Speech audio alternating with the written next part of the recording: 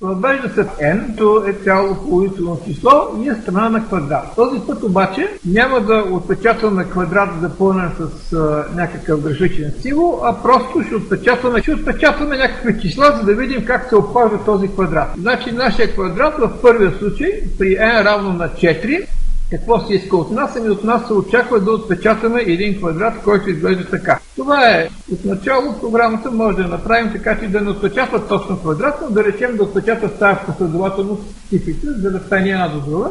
След това ще поиграем, може би, малко да оправим и си гледа се пак като квадрат. Значи първо ще напишем една по-сурова програма, която решава задачата по същество и след това правим промени и модификации в тази програма с цел какво? Цел да я подобрим и да знаем, ако направим грешка, къде сме я направили. Затова разделяме програмата на малки части, решаваме една част, виждаме, че тя работи и се базираме на нещо работещо. Тоест не се опитваме изцяло да напишем цялата програма наведнъж. Обяснявам, защото това може да стане и да не знаем къде да търсим грешката. Докато ако работим на малки стъпки, ако имаме някаква грешка, тя ще къде. Ние сигурно в последните знания, които сме правили, защото до момента е работила правилно, а при последната стъпка сме написали нещо и програмата си е замазала на работа, значи грешката е там, където последно съм типали. Това е близко до ума да се текстите, но аз все пак ви го обяснявам, че задачите така се решават по програмиране на такива малки стъпки. Това е важно от гледна точка, ако искате да си решавате бързо задачите, да не се обърквате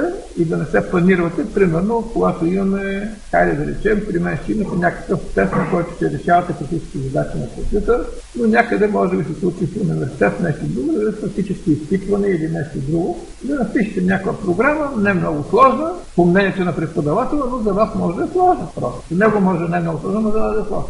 За да може да си решите програмата и да не се планирате, следвайте този принцип на малките стъпки и малките изменения, за да знаете къде е проблема, да го локализирате и да го оправите. Няма нищо лошо да има проблеми в една програма. Значи, аз пак ще си използвам старата програма и ще въведа някакви елементарни промени. Какво трябваше да се отпечатва в нас? При нас трябваше да отпечата квадрат, в който имаме отпечатък в дадения случай. Ако си погледнем, какво може да забележим? Че имаме пак ред от 4 елемента, имам смисъл от 4 числа, обаче в първия ред какво е това? И това си е номера на колоната, общо взето. 1, 2, 3, 4. После числото си се увеличава пак последователно 5, 6, 7, 8 и тая работа си продължава до кога? Докато свърши цикъла.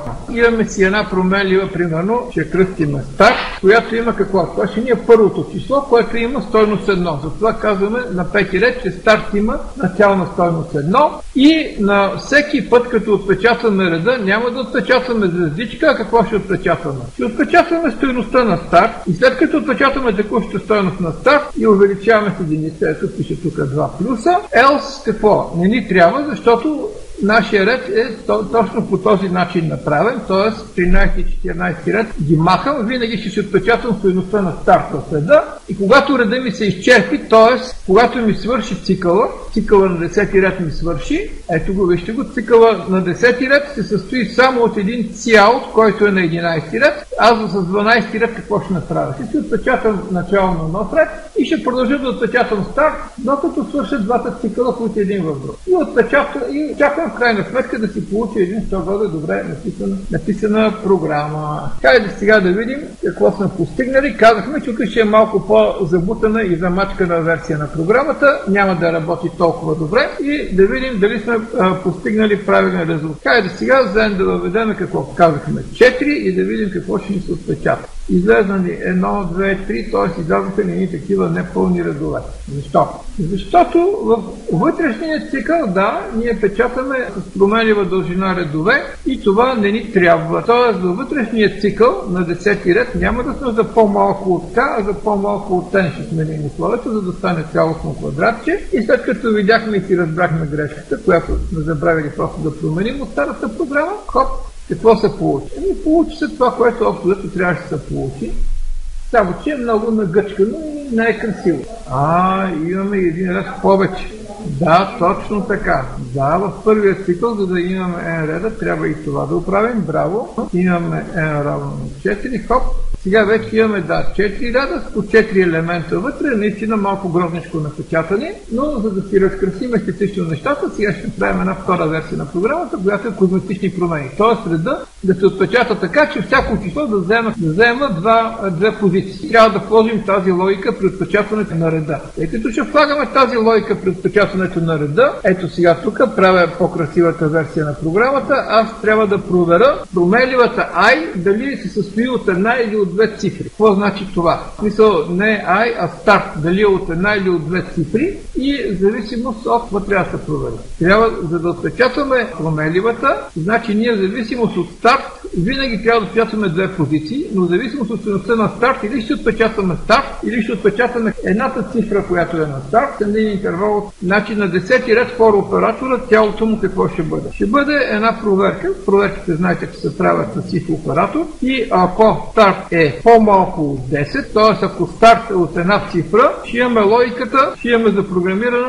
следващата логика. Cout ще ни отпечатва старт и преди да отпечата старт, какво? За да ни е красиво, ще искаме да отпечатаме един интервал. Ще отпечатаме един интервал, преди да се отпечата старт и това ако старт е с по-малко от 10, т.е. има една цифра. В противен случай, ако старт има две цифри, ще отпечатваме само стойността на старт. Значи ето else. Очакваме се този път да получим един по-трики output, който да изглежда по-цивилизовано. Иначе казано, слагаме n равно на 4, получим този път нещо, което все пак прилича на квадрат. Запълнен по начина, по който беше нарисуван в примерния изход, който трябваше да получим за n равно на 4 и изобщо казано в дадения случай какво? Може би това ще работи и за n равно на 5. Как мисля? Пак работи добре.